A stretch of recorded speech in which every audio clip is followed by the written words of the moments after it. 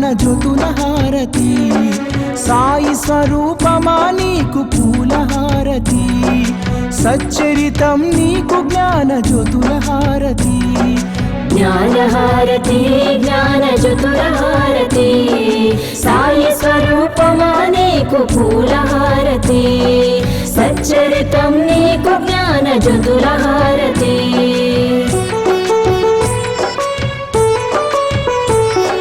నిత్యం నీ లీలా పఠనంలో మేముంటాము, నీ మధుర వచనాలతో మైమరచిపోతాము, నీ తోడుగా భక్తి ప్రేమలను పెంచుకున్నాము.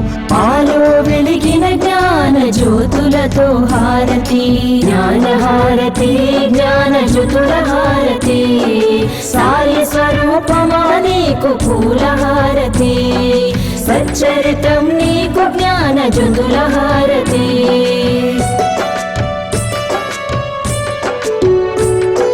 సాయి ఆత్మను నీలో నింపుకుంటివి, తనివి తీర సాయిని దర్శింపజేస్తివి, కష్టాలను దుఃఖాలను తరిమి కొడితివి, దయగల తల్లి నీకు ప్రేమహారతి.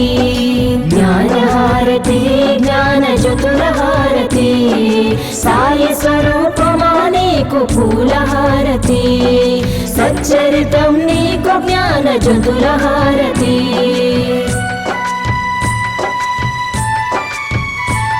మా కర్మలన్నీ తొలగించి కరుణించినావమ్మ, శాంతి సౌఖ్యాలను అందించినావమ్మ, జీవన నావను దరి చేర్చిన నీకు కర్పూర హారతితో నీరాజనం. జ్ఞానహారతి జ్ఞానజ్యోతులహారతి, సాయి స్వరూపమా నీకు పూలహారతి, సచ్చరితం నీకు జ్ఞానజ్యోతులహారతి. జ్ఞానహారతి జ్ఞానజ్యోతులహారతి, సాయి స్వరూపమా నీకు పూలహారతి, సచ్చరితం నీకు జ్ఞానజ్యోతులహారతి, సచ్చరితం నీకు జ్ఞానజ్యోతులహారతి, సచ్చరితం నీకు జ్ఞానజ్యోతులహారతి.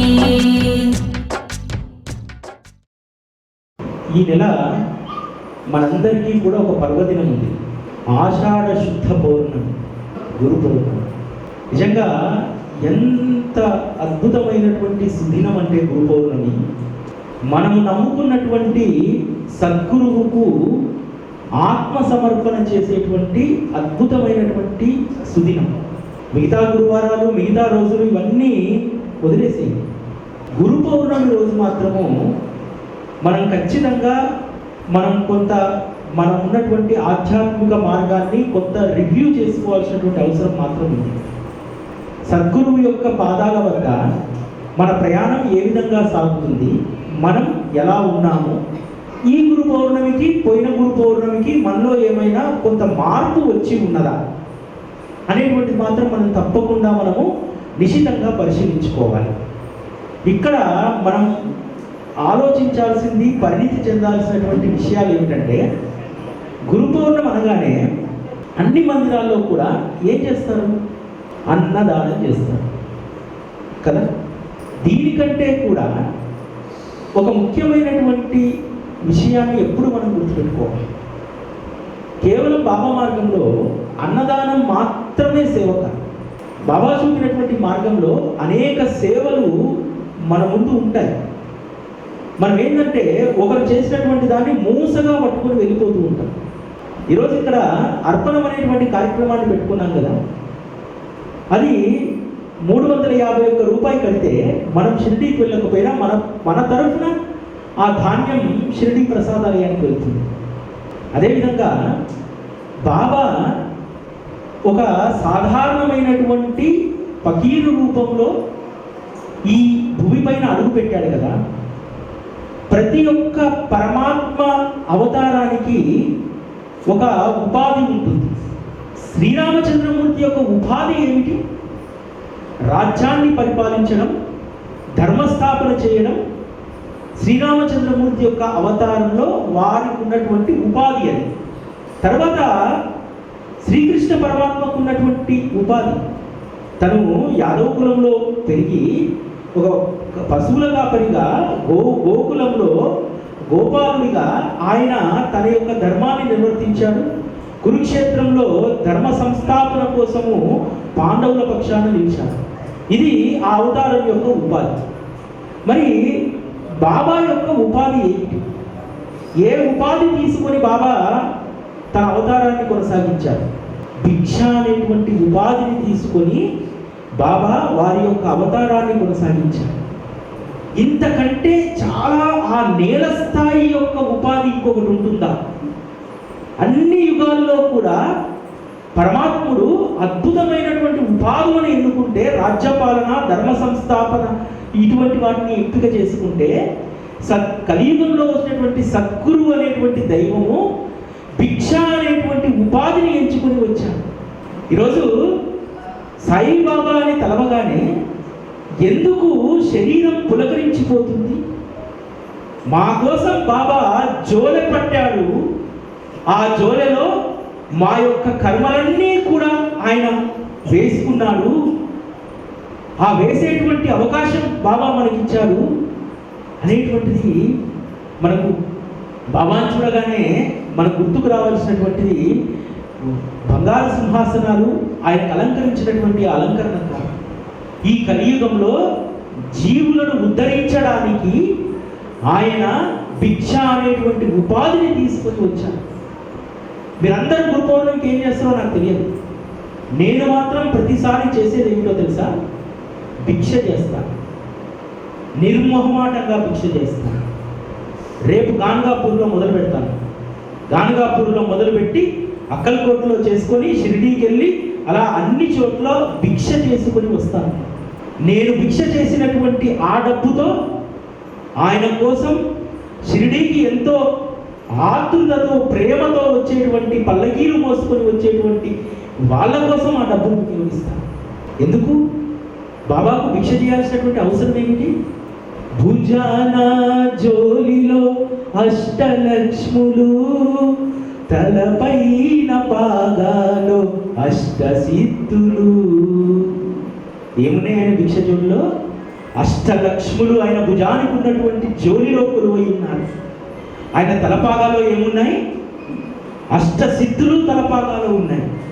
అటువంటి బ్రహ్మాండ నాయకుడు జోలె పట్టి అమ్మా రొట్టె ముక్క వెయ్యి, అమ్మా పప్పు వెయ్యి అని చెప్పి ఇంటింటికి తిరిగాడే. భుజాన జోలె వేసుకొని ఆ ఇంటింటికి తిరిగినటువంటి ఆ భిక్షువు ముందు ఈరోజు కొన్ని కోట్ల మంది బాబా నువ్వు భిక్ష వేస్తే తప్ప మాకు జీవితం లేదని చెప్పి మనం నిలబడుతున్నాం. అంత గొప్ప అవతారం శ్రీ సాయిబాబా. గురు పౌర్ణమి సందర్భంగా ఇవి మనం గుర్తుకు తెచ్చుకోవాలి. ఎంత అద్భుతమైనటువంటి అవతారం అంటే, పాదరక్ష లేకుండా భూమి పావనం, పాడుబడ్డ మసీదే మోక్ష సౌధము, వేప చెట్టు నీడలోన వేదవేద్యుడు వెలిశాడు మన కోసం వేదాతీతుడు.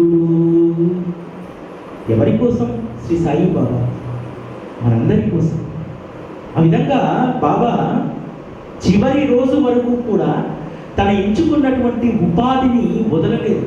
ఈరోజు మనకు కూడా అనేక రకాలైనటువంటి ఉపాధులు బ్రతకడానికి ఉన్నాయి.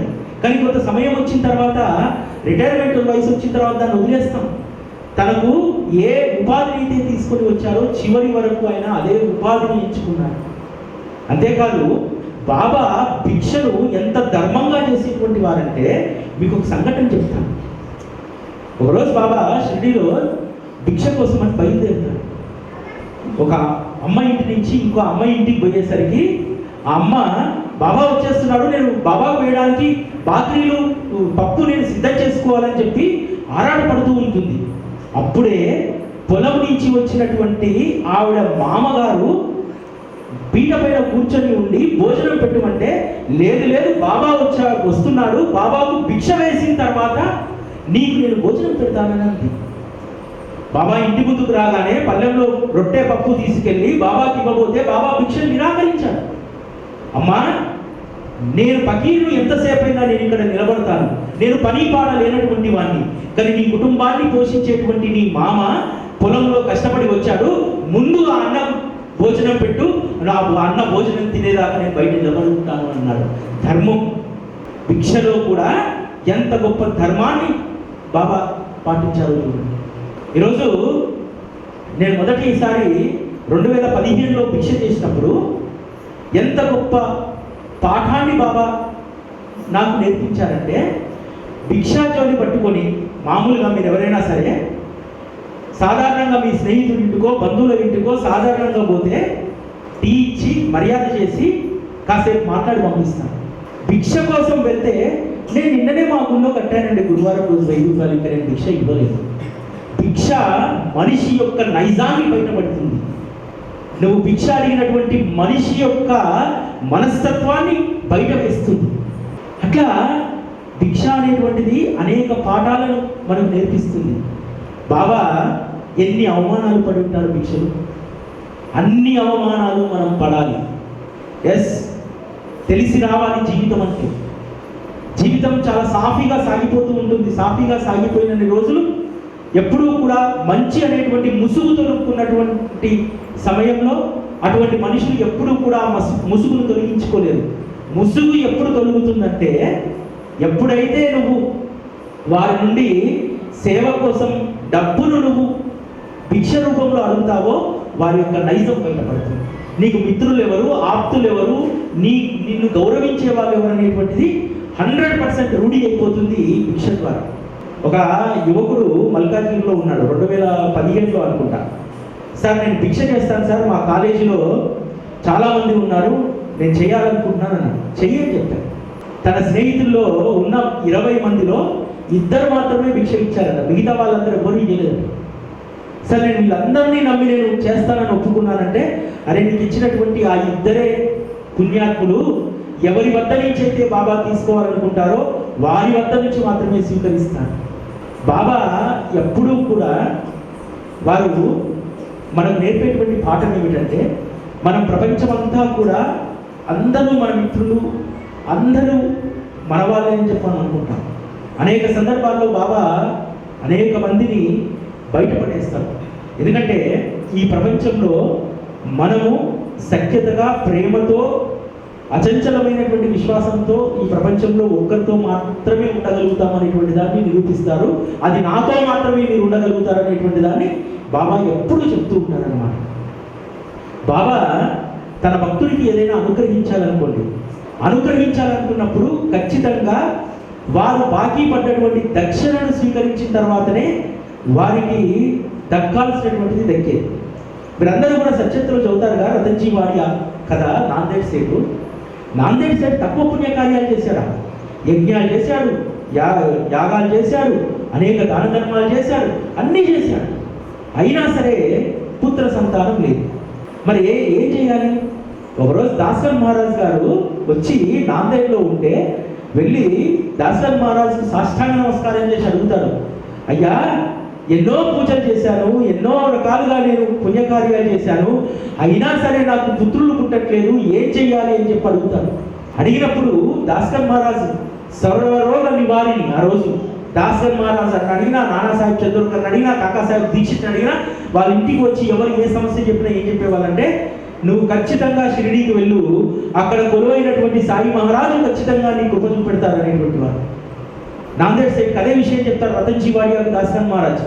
చెప్తే షిరిడీకి వెళ్ళడానికి కావాల్సినటువంటి ఏర్పాట్లన్నీ చేసుకొని బాబా దగ్గరికి వెళ్ళి పండ్లు, ఫలాలు, అదేవిధంగా పూలు, గంధాక్షతలు తీసుకెళ్లి బాబాకు పూజ చేసి బాబాను శరణు వేడుతాడు. అయ్యా నువ్వు ఈ మసీదులో కూర్చొని అడిగిన వారికి అన్నీ కూడా ఇస్తావట. నేను ఏ పూర్వజన్మలో నేను ఏ కర్మ చేసుకున్నానో నాకు పుత్ర సంతానం లేదు, నువ్వు ఆ పుత్ర సంతానాన్ని అనుగ్రహించు అని. అప్పుడు బాబా అంటారు, నువ్వు ఏ దక్షిణ అయితే ఇవ్వదలుచుకున్నావో సంతోషంగా ఇవ్వు, నీకు ఈ రోజు నుంచి చెడు రోజులు తొలగిపోయాయి, అంతా మంచి జరుగుతుంది.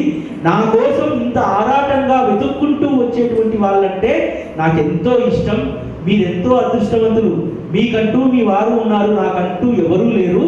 కానీ నా కోసం ఎవరైతే పరితపిస్తారో నా కోసం ఎవరైతే పరుగు పరుగున వస్తారో వారే నాకు అసలైనటువంటి ఆప్తులు అని చెప్పి బాబా చెప్తారు.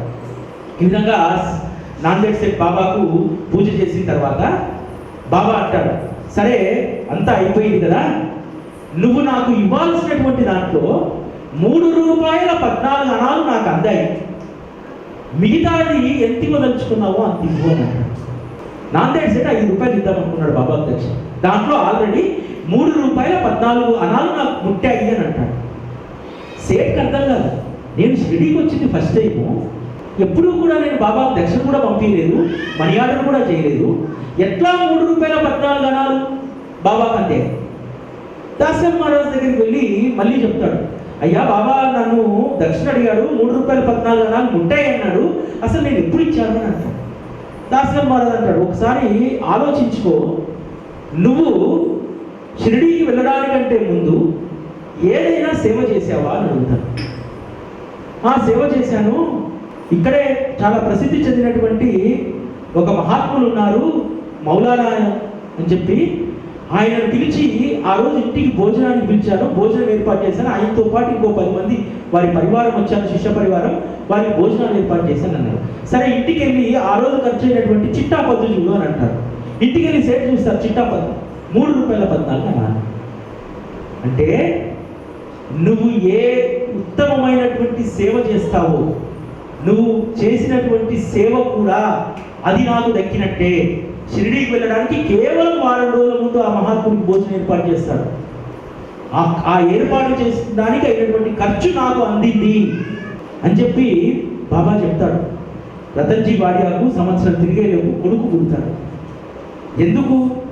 రతన్జీ వాడియా అంతకంటే ఎక్కువ డబ్బులు వెచ్చించి, ₹100 ఆ రోజుల్లో వెచ్చించి ₹1000 ఖర్చు పెట్టి ఎన్ని యాగాదులు చేసినా సరే కలగనటువంటి ఫలితము ఒక్క సద్గురువు దర్శనంతో ఎలా కలిగింది? సద్గురువు ఏం చేస్తారంటే మనకున్నటువంటి బాకీలను ఆయన సవరిస్తాడు, మనకున్నటువంటి కర్మలను సరి చేస్తాడు. మనం మామూలుగా ఆరోగ్యం పాడైందంటే హార్మోన్ ఇంబ్యాలెన్స్ అన్నప్పుడు ఆ హార్మోన్ ఇంబ్యాలెన్స్కు మనం రకరకాలైనటువంటి మందులు వాడతాం కదా, మనకు మంచి జరగడానికి అడ్డుపడుతున్నటువంటి ఆ కర్మల ఇంబ్యాలెన్స్ అనేటువంటి దాన్ని బాబా సరి చేస్తాడు. అందుకోసం మనం సద్గురువు పట్ల అనన్యమైనటువంటి భక్తిని కలిగి ఉండాలి. అంతేకాదు గురు పౌర్ణమి సందర్భంగా మనందరము కూడా నేర్చుకోవాల్సింది ఏంటంటే సద్గురువును ఎలా సేవించుకోవాలి. బాబా రాధాబాయి దేశ్ముఖ్ కథలో ఒక ప్రశ్న వేస్తాడు, అమ్మా నేను 16 సంవత్సరాల పాటు నా గురువును సేవించుకున్నాను, నా గురువు లేకపోతే నా మనస్సు అలజడిగా మారేది, వారి ప్రతిరూపం లేనటువంటి ఈ నయనాలు ఒట్టి మాంసపు ముద్దలు మాత్రమే, వారి సౌచర్యం లేనటువంటి నా జీవితం ఎందుకు కూడా ఫలితం లేనటువంటిది, ఆ విధంగా నేను గురువును సేవించుకున్నానమ్మా, మరి మీరు మీ గురువును అలా సేవించుకోగలుగుతారా అని ఒక పెద్ద ప్రశ్న మనం చేస్తాడు. నిజంగా ఈరోజు మనందరము కూడా పార్ట్ టైమర్సే తప్ప బాబా ధ్యాసలో ఉండేటువంటి ఫుల్ టైమర్స్ అసలు మనం కాదు. ఆ ఫుల్ టైమర్స్ గురించి తెలుసుకుంటే, ఆ ఫుల్ టైమర్స్ ఏ విధంగా బాబా పట్ల అంకితమైనటువంటి భావంతో ఉన్నారు, మనలాగానే ఉద్యోగాలు ఉన్నాయి, మనలాగానే వ్యాపారాలు ఉన్నాయి, మనలాగానే రోజువారీ లౌకిక వ్యవహారాలు ఉన్నాయి, అయినా సరే ఆ రోజు బాబాను ఆశ్రయించినటువంటి భక్తులు నిరంతరం ఆయన ధ్యాసలో ఎలా ఉండగలిగేటువంటి వారు. గురువు యొక్క గొప్పతనం తెలుసుకోవాలంటే శిష్యుడి యొక్క బుద్ధి కుశలత గురించి మనం విచారణ చేయాలి. ఈ గురు పౌర్ణమి సందర్భంగా నేను అదే చేస్తున్నాను దాదాపు 15-20 రోజులుగా.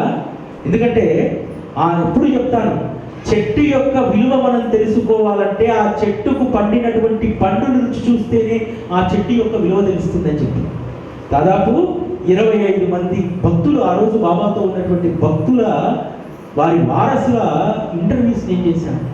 అందులో నాకు బాగా మనస్సుకు నచ్చింది ఏందో తెలుసా, నేను చేసినటువంటి ఈ 20-25 ఇంటర్వ్యూల్లో నేను ఇందా చెప్పానే దాస్గన్ మహారాజ్, ప్రతి భక్తుడి జీవితంలో సాయిబాబాతో పాటు దాస్గన్ మహారాజ్ ఉన్నాడు. ఎందుకంటే ఆ రోజు దాస్గన్ మహారాజ్ యొక్క కీర్తన విని ముంబై పూణే నుంచి వచ్చినటువంటి వాళ్ళు కొన్ని 100 మంది భక్తులు ఉన్నారు. ఎంత ప్రేమతో ఎంత ఆర్తితో బాబా గురించి చెప్పి ఉంటే వారికి బాబా పట్ల ప్రేమ కలిగి ఉంటుంది. ఇంత పెద్ద విగ్రహం లేదు, కనీసం మూరెడు ఫోటో లేదు బాబాది దాస్కన్ మహారాజ్ దగ్గర. అరచెయ్యంత ఫోటోను ఒక స్టూల్ వేసి ఆ స్టూల్ పైన పెట్టి దానికి దండ వేసి కీర్తన చెప్పేటప్పుడు గణపతి ప్రార్థన అయిపోగానే బాబా గొప్పతనం గురించి 4 మాటలు చెప్పి కథలోకి వెళ్ళేటువంటి వాడు. మీరందరూ అనుకుంటారు దాస్కన్ మహారాజు ఫుల్ ప్లేజ్డ్గా బాబా లీలలు కీర్తన చేసేటువంటి వారు కాదు. అనేక మంది యోగుల చరిత్రను చెప్పేవారు, పాండురంగ విఠలుడి యొక్క జీవితం గురించి చెప్పేవాడు, ఏకనాథ్ మహారాజ్ జీవితం, జ్ఞానేశ్వర మహారాజ్ యొక్క భక్తి పారవశ్యాన్ని చెప్పేటువంటి వాడు, అందులో బాబాను కలిపేటువంటి వాడు. బాబాకు ఒక 5 నిమిషాలే సమయం ఇచ్చేటువంటి వాడు గంట కీర్తనలో. కానీ ఆ 5 నిమిషాలే భక్తుల హృదయాల్లో పదిలంగా ఉండేటువంటిది. మిగతా ఏకనాథ్ మహారాజు లేకపోతే ఈ శివతత్వం పైన చెప్పినటువంటిది, పాండురంగ విఠలుడి పైన చెప్పినటువంటిది, ఎందుకంటే అనేక మంది కీర్తనకారులు చెప్తారు. అందరికంటే భిన్నంగా బాబా గురించి చెప్పాడు దాస్కన్ మహారాజ్. లేకపోతే థానేలో కౌపినేశ్వర ఆలయంలో ఒక చిన్న ఫోటో పెట్టి బాబా గురించి చెప్తే చోల్కర్ అనేటువంటి భక్తుడు ఆ బాబా యొక్క గొప్పతనాన్ని గమనించి ఆ బాబా చిత్రపటానికి నమస్కారం చేసుకొని, బాబా నాకు పర్మనెంట్ ఉద్యోగం ఇస్తే నేను షిరిడీకి వస్తానన్నాడు. పర్మనెంట్ ఉద్యోగం వచ్చింది, కానీ షిరిడీకి వెళ్ళడానికి డబ్బులు లేవు. టీలో వేసుకునేటువంటి, తన ఇంట్లో తీపి పదార్థాలలో వేసుకునేటువంటి చక్కెరను మానేసి షిరిడీ దాకా వెళ్ళాడు. ఎట్లా వెళ్ళాడు? దాస్కన్ మహారాజు తన కంఠం నుంచి జాలువారినటువంటి బాబా దయా కృప అనేటువంటి ఆ అమృత సాగరంలో తడిసి ముద్దయ్యాడు. ఎలానైనా సరే షిరిడీకి చేరాలనుకున్నాడు, అందుకోసం టీలో చక్కెర మానేశాడు. అటువంటి దాస్కన్ మహారాజు ఎంతో మంది భక్తులకు ఆ రోజు ఆదర్శప్రాయుడయ్యాడు. నేను పూణే వెళ్ళి ఫస్ట్ ఇంటర్వ్యూ చేసినప్పుడు హారతి సాయిబాబా రచయిత మాధవడ్కర్ ఇంట్లో ఇంటర్వ్యూకి వెళ్ళినప్పుడు వాళ్ళ పూజా గదిలో మధ్యలో బాబా ఉన్నాడు, కుడి చేయి వైపు దాస్కన్ మహారాజు ఉన్నాడు, ఎడమ చేయి వైపు మాధవడ్కర్ ఉన్నాడు, వాళ్ళ తాతగారు. అడిగాను, నేను దాస్కన్ మహారాజ్ ఫోటో ఎందుకు పెట్టారు, బాబాది మాధవడ్కర్ అంటే పెట్టారంటే, దాస్కన్ మహారాజు మాకు జీవితాన్ని ఇచ్చారు అని అన్నాడు. ఎట్లా జీవితాన్ని ఇచ్చాడు? మాధవడ్కరు తన కొడుకును చదివించుకోలేని పరిస్థితుల్లో కొడుకుని వేసుకుని ఊర్లంతా తిరుగుతూ షిరిడీకి వస్తే, నీ కొడుకును ఎందుకు చదివించట్లేదంటే, నాకు చదివించడానికి కావాల్సిన డబ్బు లేదు అంటే, ఆ రామచంద్ర అడ్కర్ను దాస్కన్ మహారాజు తనకు వచ్చేటువంటి పెన్షన్ డబ్బుల్లో నుంచి చదివిస్తాడు, ఉన్నతమైనటువంటి చదువులు చదువుతాడు. వాళ్ళ కుటుంబం నిలబడడానికి దాస్కన్ మహారాజు దోహదం చేశాడు. ఆ రోజు సద్గురువుతో పాటు మాకు జీవితాన్ని ఇచ్చినటువంటి దాస్కన్ మహారాజును మేము రోజు పూజించుకోవాలని చెప్పాను. భక్తుల యొక్క పరిణితి ఎంత గొప్పదంటే, ఆ రోజు ప్రతి ఒక్కరూ కూడా తమ కుటుంబంతో పాటు మాకు సద్గురు, అంత అదిగా నేను చేసినటువంటి ప్రతి ప్రోగ్రాంలో నాకు దాస్కన్ మహారాజ్ కనిపించాడు. మీరందరూ సత్యతలో చదువుతారు కదా, 23 సంవత్సరాలైనా సరే కొడుకు పుట్టట్లేదని చెప్పి ఔరంగాబాద్ గారి భార్య షిరిడీకి పోతే శ్యామ రికమెండ్ చేస్తే బాబా కొబ్బరికాయ ఇస్తే కొడుకు పుడతాడు కదా, ఎట్లా పోయింది ఆమె? వారి యొక్క కులదేవత మాహూర్గఢ్లో ఉన్నటువంటి రేణుకామాత. అక్కడకు అర్ధరాత్రి పూట కాలినడకన వెళ్ళి అమ్మకు ప్రదక్షిణలు చేసేది. ఆ తర్వాత షేవుగా వచ్చి గజానన్ మహారాజును సేవించుకుంది. ఆ తర్వాత మాణిక్ నగర్ వచ్చి మాణిక్ ప్రభును సేవించుకుంది. అంతేకాదు వాళ్ళ ఇంటి ఎదురుగా ఉన్నటువంటి రామచంద్ర మూర్తిని ప్రతిరోజు కొలుచుకునేటువంటి.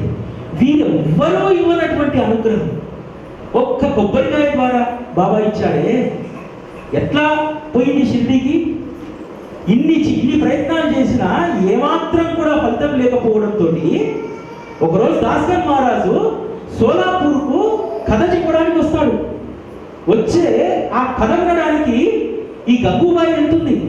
వెళ్ళి కథ విని ఎట్లాగైనా సరే నాకు షిరిడీలోనే నాకు అనుగ్రహం దక్కుతుంది, ఎందుకంటే మిగతా వాళ్ళందరి దగ్గర కూడా రేణుకామాతను ఆరాధించింది, రకరకాల దైవాలను సద్గురువులను ఆశ్రయించింది, కానీ విశ్వాసం లేదు. కలుగుతుందా కలగదా? రేణుకామాతకైతే నేను ప్రదక్షిణ చేశాను, రాత్రిపూట కూడా నేను చేశాను, రాముని పూజించుకున్నాను, శివగా మహారాజును పూజించుకున్నాను అనేటువంటి దాంట్లోనే ఉంది. కానీ అన్ని చోట్లకు కూడా అవుతుందా లేదా అనేటువంటి అనుమానంతో పోయింది. బాబా దగ్గరికి మాత్రం స్థిరమైనటువంటి విశ్వాసంతో పోయింది. ఎలా పోగలిగింది? దాస్కన్ మహారాజు కీర్తనలో చెప్తాడు. ఈ కీర్తనలో మీరు శ్రవణ మందిరం చదివేటప్పుడు దాస్కన్ మహారాజు ఒక మాట రాస్తాడు కదా, సాయినాథ ఎంతో మంది గొడ్రాళ్లకు పిల్లలను అనుగ్రహించావు, అనేక మంది రోగుల యొక్క రోగాలను నివారించావు, మా యొక్క ఐహిక బాధలు నీకు పెద్ద సమస్య అని అడుగుతాడు. దాసన్ మహారాజ్ కీర్తన ఇలానే ఉండేది. ఆ కీర్తనలో చెప్పుంటాడు దాసన్ మహారాజు, అనేక మందికి సంతానాన్ని అనుగ్రహించినటువంటి ఆయన పాదాల వద్దకు పోతే సంతాన అనుగ్రహం అనేటువంటిది అత్యంత సులభమైనటువంటిది అనేటువంటి మాట చెప్పగానే గంగూబాయికి విశ్వాసం కలుగుతుంది. ఆ విశ్వాసంతో షిరిడీకి వెళ్తుంది, బాబా యొక్క అనుగ్రహాన్ని పొందుతుంది, 2 కుమారులకు ఆమె జన్మనిస్తుంది. ఎట్లా సాధ్యమైంది? ఎక్కడా సాధ్యం కానటువంటిది ఒక సద్గురు పాదాల చెంత ఎలా సాధ్యమైంది? విశ్వాసం ఆ రోజు భక్తులకు. ఇట్లా ప్రతి భక్తుడి జీవితం కూడా మనందరికీ కూడా ఈరోజు ఆదర్శప్రాయం. ఈరోజు మనకి ఏదో జరగకపోతే ఆందోళన చెందుతూ ఉంటాం. ఆ రోజు బాబాను ఆశ్రయించినటువంటి భక్తులు జరిగినా జరగకపోయినా, అనుగ్రహం కలిగినా కలగకపోయినా బాబాను వీడలేదే.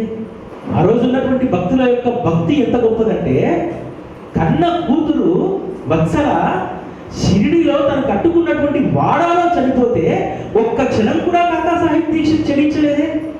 ఈరోజు మన బిడ్డకు కాలం చెయ్యో ఇరిగితే ఏది బాబా ఇదని అడుగుతామే మనము.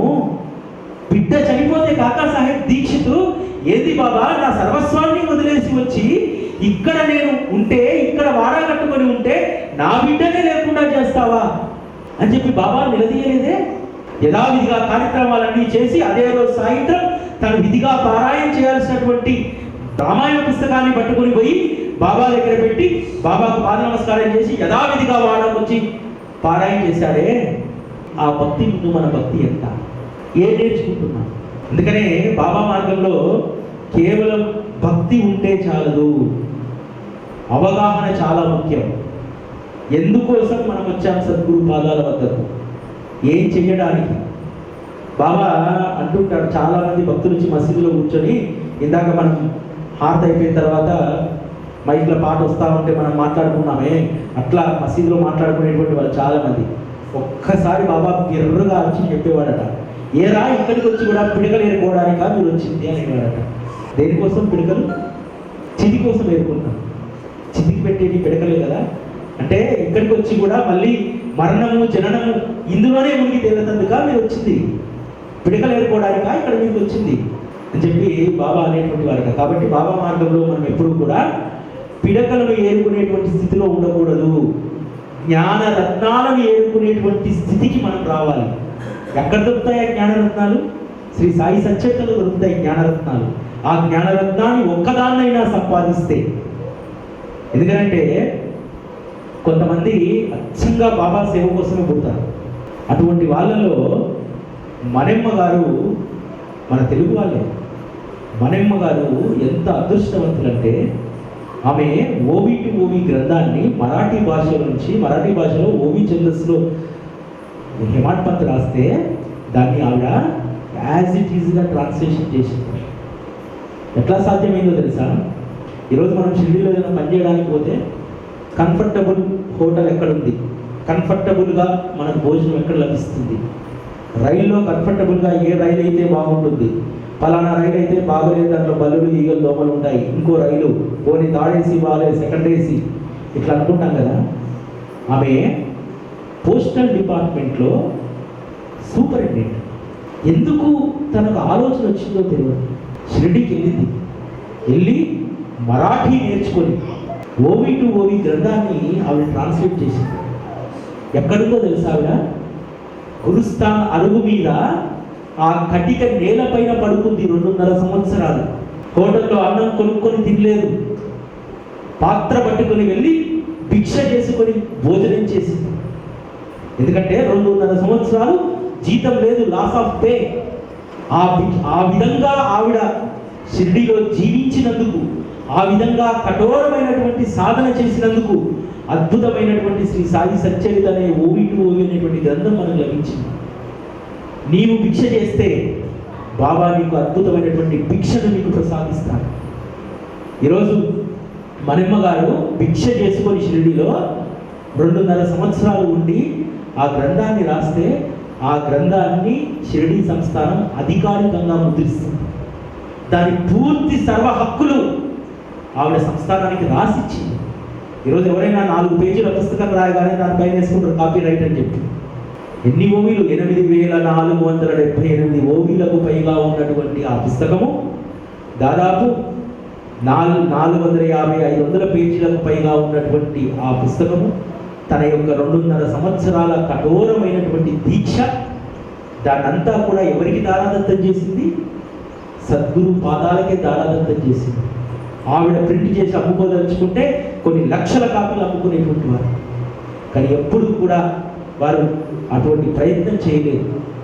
అంటే సద్గురువు వద్ద ఒక సద్భక్తులు అనేటువంటి వారు ఎట్లా ఉండాలనేటువంటి దానికి ఇటువంటి వారి జీవితాలను మనం తనివి చూస్తే మనకు అర్థమవుతుంది.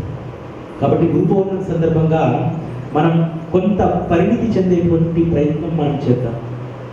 మామూలు రోజుల్లో మీకు చాలామంది చెప్తే అది అర్థం కాదు. కనీసం గురు పౌర్ణమికి ముందు వారమైన సచ్చరిత పారాయణను ప్రారంభించండి. సచ్చరితను చదవండి, కొత్త కోణంలో నుంచి చదవండి. కొత్త కోణంలో నుంచి చదివితే మీరు రోజుకు 7 అధ్యాయాలు చదవలేరు. మనస్సుతో చదివితే కొన్ని రోజుల పాటు ఆ మనస్సు 1వ అధ్యాయంలోనే ఆగిపోతుంది. 1వ అధ్యాయంలోనే ఆగిపోయి అందులో నుంచి బయటికి రాదు, ముందుకు కదలదు. చదవడానికి అసలు సాధ్యం కాదు. ఎందుకంటే నయనాల్లో ఆనంద బాష్పాలు ఉప్పొంగుతూ ఉంటే ఆ నయనాల్లో ఉప్పొంగేటువంటి ఆ ఆనంద బాష్పాల్లో బాబా ప్రతిబింబం కనిపిస్తూ ఉంటే పారాయణ ఎట్లా ముందుకు పోతుంది? చాలామంది అతి సులువుగా చెప్తారు, వారంలో నేను సచ్చరిత పారాయణ పూర్తి చేశానని చెప్పి. చేయవచ్చు, కళ్ళతో చదివితే చేయవచ్చు, కానీ మనస్సుతో చదివితే సచ్చరితను జీవిత పర్యంతము కూడా పూర్తి చేయలేదు, ఆగిపోతాం. అనేక సందర్భాల్లో నేను పారాయణ చేసినప్పుడు అనేక చోట్ల ఆగిపోయాను. అరే, వచ్చిన 2 రోజుల్లో హేమాడ్ పంత్ మనసు ఎలా మారుతుంది? 2 రోజులు కదా, 24 గంటలు కాకుండా ఎలా మారుతుంది హేమాడ్ పంత్ మనసు? అసలు గురువుతోటి ఏమవసరమో మనం అనుభవించాల్సినటువంటి కర్మ మనమే అనుభవించాలి, గురువే చేయగలుగుతాడు అని వాదనకు దిగినటువంటి హేమాడ్ పంత్ మనస్సు 24 గంటల్లో ఎలా మారింది? ఆ గోల్మలిలో చూడగానే ఈ సత్పురుషుని యొక్క కథామృతాన్ని నేను రాయాలనేటువంటి సంకల్పం ఎలా వచ్చింది? అసలు దీనికి సమాధానం నాకు ఇప్పటి వరకు దొరకలేదు. ఎట్లా సాధ్యం? మనిషి ఉండివాడు కదా, ఒక్కసారి మనసులో ఒక విత్తనాన్ని నాటుకుంటే ఆ చెట్టునే మనం పెంపొందించుకుంటాం కదా. అటువంటి మొండి మనస్సు కేవలం కొన్ని గంటల్లోనే ఏ విధంగా వంగిపోయింది బాబా దగ్గర. ఏం చూశాడు బాబా దగ్గర? గోల్మల్ విసిరాడు, చల్లి రమ్మన్నాడు. కేవలం ఆ ఒక్క లీలను ఎట్లా మనస్సు మారిపోయింది? ఆ ఒక్క లీలలో ఏమున్నాయి? ఆ ఒక్క లీలను నేను కొన్ని రోజుల పాటు పరిశీలిస్తే కొన్ని వందల భావాలు అందులో నుంచి నాకు వచ్చాయి. ఒక కనబడని మహమ్మారిని తరమడానికే బాబా గోల్మలు విసిరి పిండిని జల్లించాడు కదా.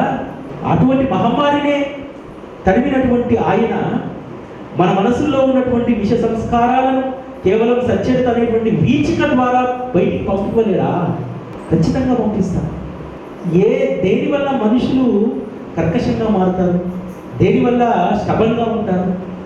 మనసుల్లో మనం నింపుకున్నటువంటి విషయం వల్ల, చెడు ఆలోచన వల్ల. సద్గురువు మన జీవితాల్లోకి వచ్చింది ప్రధానంగా మనలో ఉన్నటువంటి చెడు సంస్కారాలను తొలగించడానికి. హేమాడ్ పంత్ రాస్తారు కదా, దీనజన ఉద్ధరణ కోసం మాత్రమే మనుషుల ఈ కలియుగంలో తాపత్రయాలతో తపించి దహించుకపోతున్నటువంటి జీవులను ఉద్ధరించడానికి ఆయన అవతరించారు. కాబట్టి బాబా భక్తి అనేటువంటిది అది ప్యాషన్ కాదు. బాబా భక్తి అనేటువంటిది ప్రదర్శనీయమైనటువంటి అంశం కాదు. బాబా భక్తి అనేటువంటిది మన మానసికమైనటువంటి స్థితికి ప్రతీక.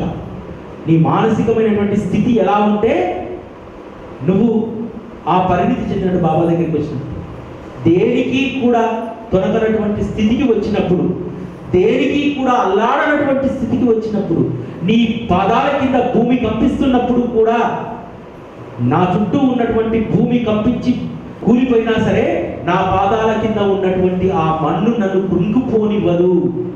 ఎందుకంటే నా స్మరణ ఎప్పుడూ సద్గురువు పైనే ఉంటుంది, నా ధ్యాస ఎప్పుడు ఆయన పైనే ఉంటుంది అనుకునేటువంటి వాళ్ళకు ఈ ప్రపంచమంతా సరే నీ చుట్టూ ఉన్నటువంటి భూభాగం అంతా కృంగిపోయినా, అది కిందికి జారిపోయినా నువ్వు ఈఫిల్ టవర్ లాగా అలాగే ఉండిపోతావు అనేటువంటి విశ్వాసం కలగాలి. అది మన మనసుల్లో ఎప్పుడూ కూడా ఉండాలి. అలా ఉన్నప్పుడు బాబా పైన మనకు స్థిరమైనటువంటి చిత్తం ఉన్నట్టు. కాబట్టి గురు పౌర్ణమి సందర్భంగా మీరందరూ కూడా ఎంతో కొంత ప్రయత్నం చేయండి. బాబా యొక్క లీలలను స్మరించుకోవడానికి, పారాయణ చేయడానికి. పారాయణ అనగానే 7 రోజులు చేయకండి, 7 రోజుల్లో కంప్లీట్ కాదు. అటువంటి పారాయణ చేయకండి. కనీసం ఈ గురు పౌర్ణమికి మొదటి 5 అధ్యాయాలన్నా నేను అవగాహన చేసుకోగలుగుతాను, మొదటి 5 అధ్యాయాలన్నా నేను కొంత నేర్చుకోగలుగుతాను అన్నటువంటి వాళ్ళు ఆ రకంగా చదువుతూ ఉండండి. గురు పౌర్ణమి సందర్భంగా మీరు బాబాకి ఇచ్చేటువంటి ఆత్మసమర్పణ ఏంటంటే ఆయన లీలను, ఆయన యొక్క చర్యలను అవగాహన చేసుకోవడమే అసలైనటువంటి గురు పౌర్ణమికి ఆత్మసమర్పణ. ఆ ఆత్మసమర్పణ భావానికి అందరం కూడా మనం ప్రయత్నించేద్దాం. మనకి ఇంకొక 2 గురువారాలు ఉన్నాయి. ఈ 2 గురువారాలు కూడా ఈ విషయాలపైనే మనం మాట్లాడుకుందాం. శ్రీ సచ్చిదానంద సద్గురు సాయినాథ్ మహారాజ్ కీ జై.